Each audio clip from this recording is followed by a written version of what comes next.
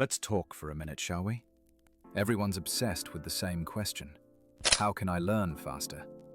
But here's the truth. That's the wrong question. The real one, the one that changes everything, is this. Why are we so good at sabotaging ourselves? And trust me, I looked everywhere for answers. I watched all the videos. I tried all the hacks.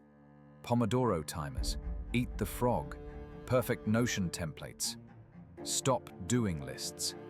I even woke up at 5 a.m., convinced a new routine would fix me. But they were all band-aids on a broken bone. None of them solved the real problem. Sunday nights made it obvious. Anxiety hit, and I realized I hadn't done anything I promised myself. It all started with a cycle that ruled my life. I'd wake up motivated, sit down to study, and 20 minutes later I was watching a random video about the history of pizza. The ending never changed. Another day gone, and that same bitter taste of failure. The problem wasn't intelligence, it was overload. When you try to juggle 1,000 things at once, the brain shuts down. Like carrying 8 grocery bags with one hand. Eventually, everything crashes to the ground. That feeling of, I studied this yesterday, but I already forgot everything. That was my life. Not because of bad memory, but because of the chaos I created around me. Things changed when I gave my brain a chance to focus. I closed all the tabs, put my phone in another room, and chose one thing. Just one. And that's when I discovered the real secret of learning. It's not how well you take in information, it's how well you can pull it back out. My mistake was only receiving. I'd watch a class, make a beautiful summary, and think, now I know it. It felt good, and completely false, because a week later, my mind was blank. Why? Because I skipped the hardest, most uncomfortable part. It's like the gym. Watching isn't training. And with studying, watching a video isn't learning. The real workout is recall, forcing your brain to bring it back without notes. I avoided it because it hurt. It was easier to reread and feel smart than face the truth. I didn't know it. But when I embraced that discomfort, that's when I started learning.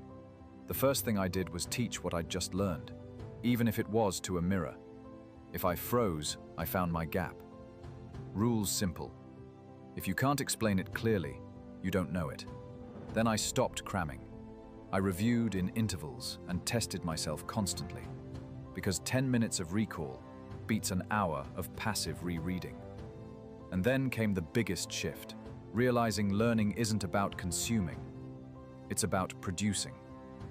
For every hour I studied, I produced something. A rough summary, solved problems, explained it out loud. Messy or not, it turned knowledge into output. Because if you finish a session without producing, you only feel like you learned. But you didn't. And none of this works without the last lesson. Rhythm beats intensity. 8 hours straight, pages filled. The next day, a zombie. Dead weight. Scrolling TikTok, drowning in guilt. Brains don't learn through bursts, they learn through consistency. Think about it. Nobody brushes their teeth for 3 hours on Sunday to make up for the week. We do it a little every day. And it's the same with studying.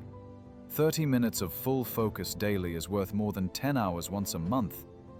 Consistency wins. Always. So now, every time my hand reached for my phone or hovered over a new tab, I asked myself one question. Am I consuming or producing? That question became my filter. It's the line between faking progress and making it. In the end, I didn't need to be a genius.